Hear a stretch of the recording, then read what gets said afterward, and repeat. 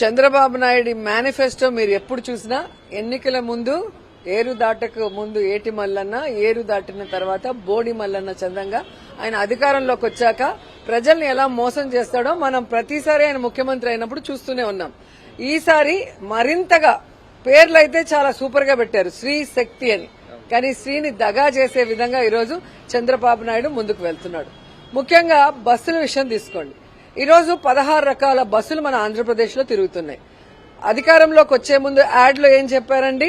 ప్రతి బస్సులో కూడా మహిళ రాష్ట్రం అంతా కూడా తిరిగి దానికి ఫ్రీగా మేము అవకాశం ఇస్తాం, ఎవరైనా టికెట్ అడిగితే నా ఫోటో చూపించండి అన్నాడు.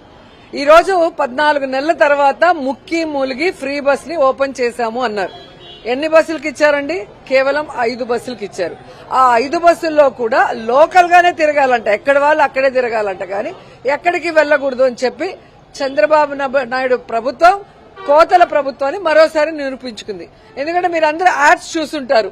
తిరుమల, విజయవాడ, అన్నవరం, అలాగే సింహాచలం, శ్రీశైలం ఇలా పుణ్యక్షేత్రాలకన్నిటికీ కూడా మహిళలు ఫ్రీగా బస్సులో తిరగచ్చు అని యాడ్స్ ఇచ్చారు.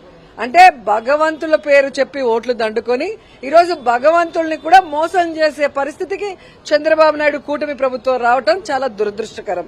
అండ్ రెండోది మీరు చూస్తే మేనిఫెస్టోలో మీరు ఎక్కడైనా కూడా మేము పల్లె వెలుగు బస్సులోనే పంపిస్తాము, లేదా సిటీ దాంట్లో ఉన్న లోకల్ బస్సులోనే తిప్పుతామని చెప్పారా?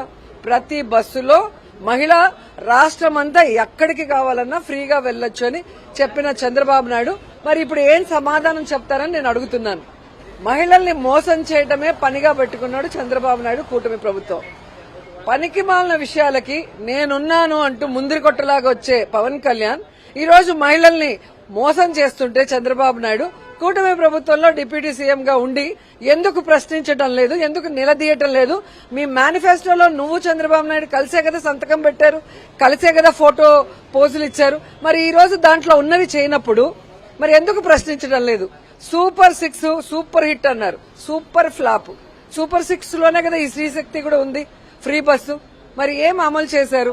ఇన్ని కోతలు పెట్టి ప్రజల్ని మహిళల్ని మోసం చేసే విధంగా ముందుకెళ్తున్నారు.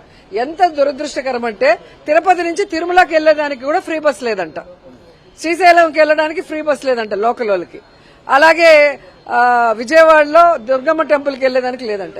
ఏంటిది మరి? వీళ్ళు ఏమనుకుంటున్నారు? ఎలా సూపర్ హిట్ సూపర్ 6 నాకు చెప్పాలి. ఈ సూపర్ 6 లో ఇంకా మీరు చూసుకుంటే మరి ఆడబిడ్డ నిధి 1500 18 ఏళ్లు దాటిన ప్రతి మహిళకి ఇస్తానన్నారు. ఈరోజు ఒక్కరికైనా ఇచ్చారా? ఆడపిల్ల ఉంటే ఆడపిల్ల విలువ తెలుసుంటుంది, లేదా ఆడపిల్లకి మాట ఇస్తే నిలబెట్టుకోవాలన్న విషయం తెలుస్తుంది.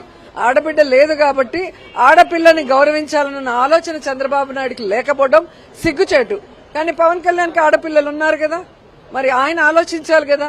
ఒక ఆడబిడ్డకి మనం ప్రామిస్ చేసి అది చేయకపోతే వాళ్ళు ఎంత ఫీల్ అవుతారు, ఎంత హర్ట్ అవుతారు, అది తప్పు అనేది ఆయనకు తెలియాలి. ఆయనన్నా చంద్రబాబు నాయుడుకి చెప్పాలి, ఆయన చెప్పడు. సో ఈ రోజు రాష్ట్రంలో ఉన్న ప్రజలు, ముఖ్యంగా మహిళలు బాగా తెలుసుకుంటున్నారు. జగనన్న మహిళలకి సొంత తోబుట్టులాగా ఒక అన్నగా అండగా ఉండి ఇంటి పట్టాల నుంచి ఇళ్ల నుంచి వెల్ఫేర్ స్కీమ్స్ మొత్తం చేయూత గాని, ఆసరా గాని, అలాగే తల్లికి వందనం కానీ చెప్పింది చెప్పినట్టుగా ప్రతి సంవత్సరం కూడా బటన్ నొక్కితే ఒకేసారి రాష్ట్రంలో ఉన్న మహిళలందరికీ కూడా ఎలిజిబిలిటీ ఉన్న అందరికీ పడేవి. కానీ ఈ రోజు ఏ విధంగా మోసం చేస్తుంది కూటమి ప్రభుత్వం? ఇది అధికారంలో రావటం కోసమే మేనిఫెస్టోలో అబద్దాలు చెప్పారు. ఈ రోజు ప్రజల్లో వ్యతిరేకత వస్తే తూతూ మంత్రంగా చేయడానికి ప్రయత్నిస్తున్నారు తప్ప ఎక్కడా కూడా ఒక సిన్సియారిటీ లేదు అనేది అర్థం చేసుకున్నారు. మహిళల్ని మోసం చేసిన వాళ్ళు ఏ రాష్ట్ర చరిత్రలో ఏ ముఖ్యమంత్రి కూడా బాగుపడిన దాఖలాలు లేవు. చంద్రబాబు నాయుడుకి గతంలోనే ఏ విధంగా డ్వాక్రా అక్క చెల్లెమ్మలను మోసం చేస్తే ఎలా చెంపదెబ్బ కొట్టి ఇంట్లో కూర్చోబెట్టారో తెలిసింది. సో ఈసారి కూడా జగనన్న కన్నా మించి ఇస్తాను, జగనన్న ఇచ్చింది ఇస్తూ అని చెప్పారు.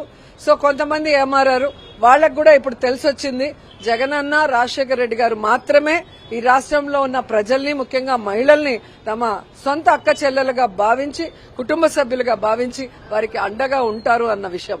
సో ఈ కూటమి ప్రభుత్వాన్ని తరిమి కొట్టండి. మీ గ్రామాల్లోకి వచ్చి తెలుగుదేశం పార్టీ వాళ్ళని చొక్కా పట్టుకుని నిలదీయండి. మీరు మేనిఫెస్టోలో చెప్పిందేంటి, ఈరోజు చేస్తున్నదేంటి అని నిలదీసిన రోజే మీకు మంచి జరుగుతుంది.